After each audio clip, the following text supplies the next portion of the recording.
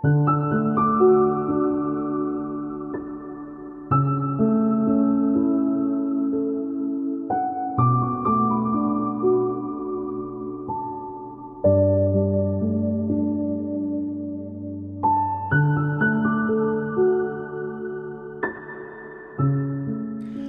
sera dei giorni della novena della Bruna, Matera si raccoglie in un momento semplice e profondo, la buonanotte a Maria. Un gesto quotidiano nato dal desiderio di affidare a lei, la madre, la protettrice, la Bruna, il peso e la bellezza di ogni giornata.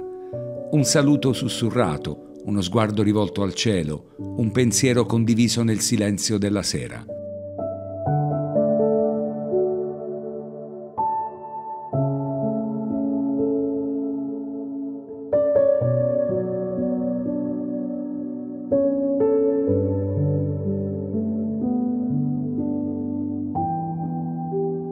In tanti, da case diverse, da vite diverse, si ritrovano in cattedrale uniti da un'unica preghiera perché il volto di Maria continui a illuminare le notti della città, a custodire le famiglie, a vegliare su chi soffre, su chi spera, su chi attende.